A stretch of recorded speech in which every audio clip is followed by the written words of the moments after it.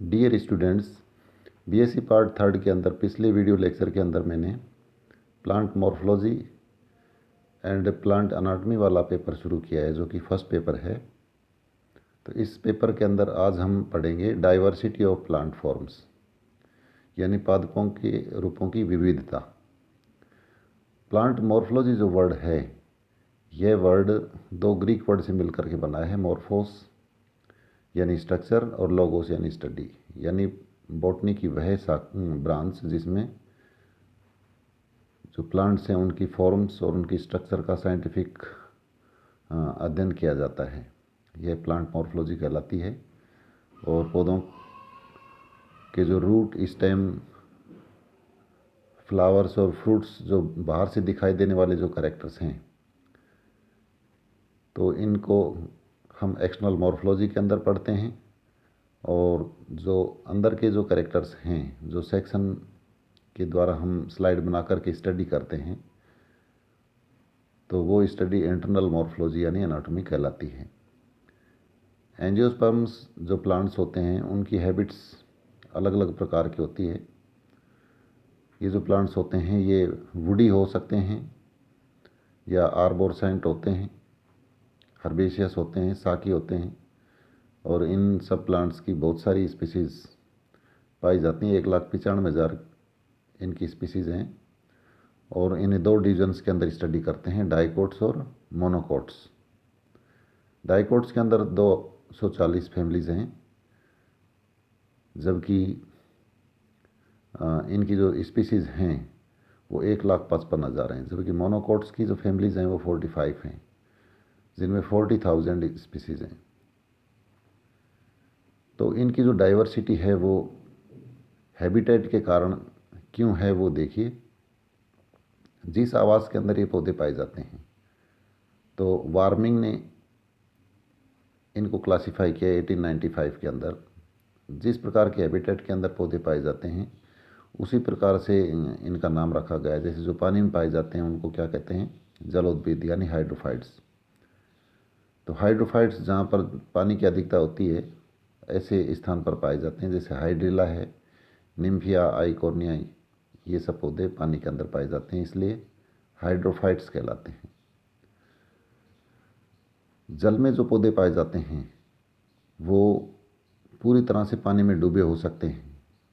अगर पानी में पूरी तरह से डूबे होंगे तो इस तरह के जो पौधे हैं ये निमग्न जलोद्भिद कहलाएंगे, यानी सबमर्ज्ड हाइड्रोफाइट्स, जैसे हाइड्रिला और वेलिस्नेरिया है। या फिर पानी के अंदर जो पौधे पाए जाते हैं वो पानी की सतह के ऊपर फ्री तैरते हुए दिखाई देते हैं, जैसे जलकुंभी है, एजोला है, वुल्फिया है, ट्रापा। तो ये सब पौधे, ट्रैपा इसके अंदर नहीं है, एजोला, वुल्फिया, ये सब इसके अंदर शामिल आते हैं। इसके अलावा मार्सिलिया जो है, ये मार्सिलिया और टाइफा ये दोनों प्रकार के हैबिटेट के अंदर मिलता है, ज़मीन के ऊपर भी और स्थल के ऊपर भी, इसलिए ये एम्फीबियस हाइड्रोफाइट्स कहलाते हैं। इसके बाद जलोद्भिद जो पौधे हैं यानी हाइड्रोफाइट्स के बाद में दूसरी जो श्रेणी आती है वो है मीजोफाइट्स। तो मीजोफाइट्स वो पौधे हैं जो सामान्य मृदा में पाए जाते हैं और लगातार ह्यूमिड जो एनवायरनमेंट होता है वहाँ पर ये मिलते हैं। जैसे अपने जो नॉर्मल प्लांट्स अपने को दिखाई देते हैं, ये सब मीजोफाइट्स हैं, जिनमें गुड़हल, मेलिया, मैंगो और इनको आंवला को शामिल किया गया है एग्जाम्पल्स के रूप में। तीसरी श्रेणी आती है फिर इसके अंदर जीरोफाइट्स। ये जहाँ पर पानी की कमी होती है यानी ड्राई हैबिटेट के पौधे हैं और पानी की अत्यधिक कमी को ये सहन कर लेते हैं। इसके लिए इनके अंदर अडेप्टेशंस पाए जाते हैं, अनुकूलन पाए जाते हैं, जिसके कारण ये ड्राई हैबिटेट के अंदर भी ये जीवित रह सकते हैं। जैसे हम जानते हैं कि ओपुन्सिया, कैक्टस, कैपेरिस कैर जिसे कहते हैं, ये सब ड्राई हैबिटेट के अंदर पाए जाते हैं। इसके बाद जो सोइल है उसकी नेचर के आधार पर और जल की आवश्यकता के आधार पर भी प्लांट्स को क्लासीफाई किया गया है। जैसे ऑक्जिलोफाइट्स जहाँ पर पाए जाते हैं वहाँ की सॉइल एसिडिक होती है, अम्लीय मृदा होती है, और इस प्रकार की सॉइल के अंदर कैल्शियम नहीं पाया जाता है, जैसे राइडोडेंड्रोन है और ल्यूमेक्स है। इसके बाद हेलोफाइट्स जो पौधे हैं वो ऐसी हैबिटेट के अंदर पाए जाते हैं जहाँ पर पानी में या मिट्टी के अंदर लवणीय पदार्थों की मात्रा ज़्यादा होती है, जैसे सुइडा है, टेमेरिक्स है, सालसोला। ये कुछ दलदली पौधों पर भी पाए जाते हैं जो पौधे हेलोफाइट्स की श्रेणी में आते हैं, जैसे मैंग्रोव प्लांट्स हैं जिनमें राइजोफोरा, कैंडेलिया, इन सब को इंक्लूड किया जाता है। इसके बाद सेमोफाइट्स यानी बालुविद। रेगिस्तान के अंदर हम जानते हैं कि रेत मिलता है, जैसलमेर वाले एरिया के अंदर और भी जगह पर बालू रेत मिलती है। वहाँ पर जो पौधे मिलते हैं वो जो प्लांट्स हैं उनको सेमोफाइट्स कहते हैं। बालू रेत पर जो प्लांट्स पाए जाते हैं जैसे लेप्टाडीनिया है, कैपेरिस है, एलोए, कैलोट्रोपिस आक, सैकरम यानी मूंज जिसे कहते हैं। इसके बाद लिथोफाइट्स, ये प्लांट्स पथरीली भूमि और चट्टानों पर मिलते हैं, जैसे यूफोर्बिया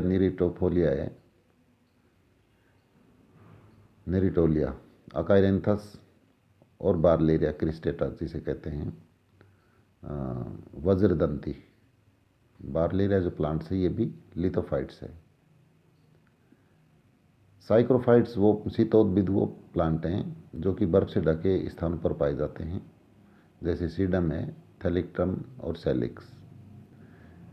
इसके बाद एपीफाइट्स जो प्लांट्स हैं वो दूसरे प्लांट्स के ऊपर चिपके रहते हैं और उनसे भोजन, जल और खनिज प्राप्त नहीं करते हैं, सिर्फ वहाँ से ये आश्रय लेते हैं, इसलिए इनको स्पेस पैरासाइट भी कहा जाता है। इनके अंदर हाइग्रोस्कोपिक रूट्स पाई जाती हैं और उनकी कॉर्टेक्स के अंदर एक स्पेशल टिश्यू होता है जिसे विलेमिन कहा जाता है, जो एनवायरनमेंट से ह्यूमिडिटी को एब्जॉर्ब करता है, जिसमें ऑर्किड्स आते हैं, जिसका एग्जांपल वेंडा है।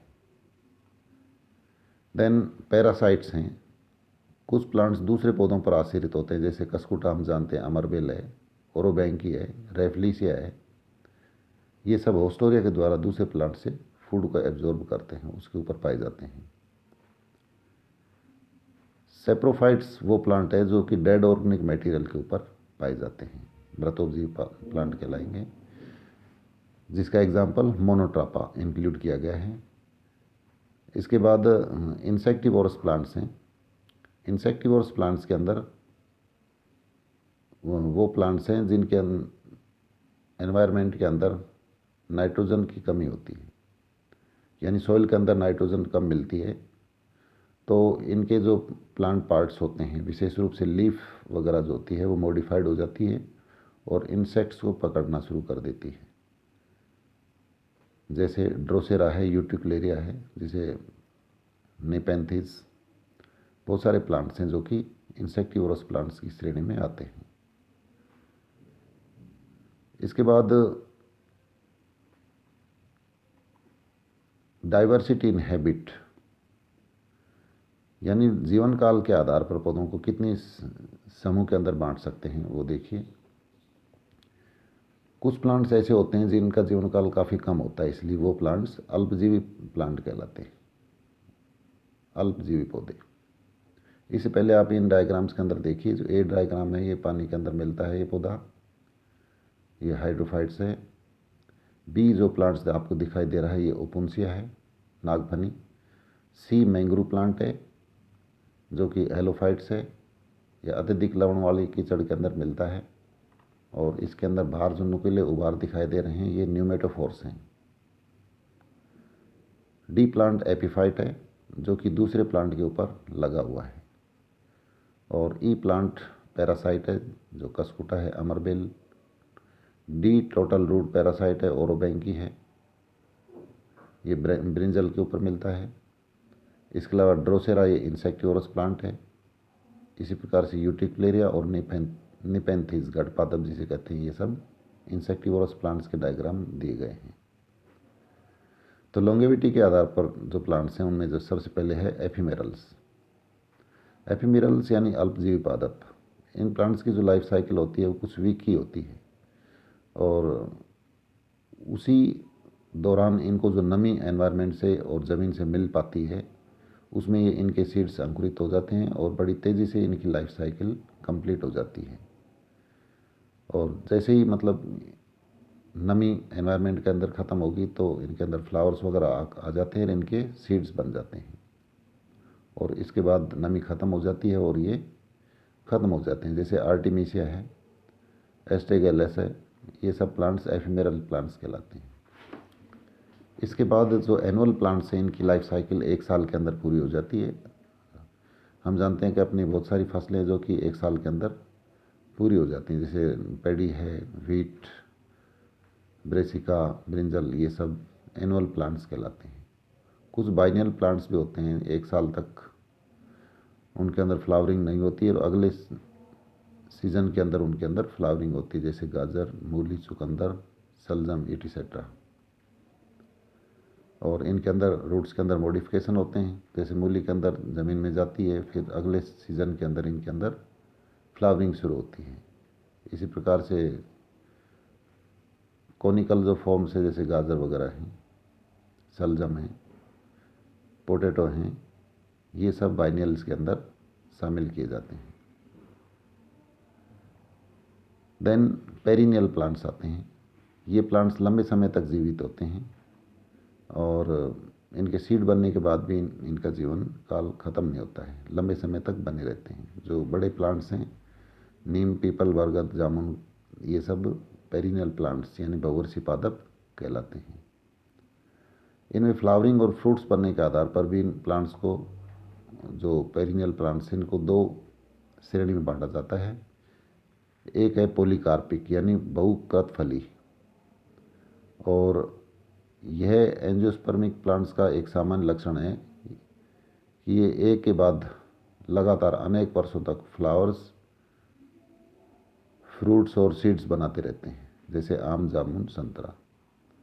दूसरे हैं मोनोकार्पिक।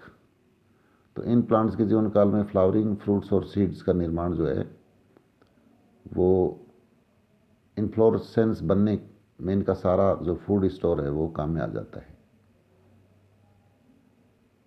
और अंत में इन प्लांट्स की मृत्यु हो जाती है, जैसे गेहूं और पैडी, धान वगैरह हैं, सरसों, मूली, गाजर, एटिसेट्रा। तो ये प्लांट्स के कुछ कैरेक्टर्स थे हैबिट और हैबिटेट के आधार पर। इसके बाद नेक्स्ट टॉपिक अपन नेक्स्ट वीडियो लेक्चर के अंदर पढ़ेंगे। Thank you.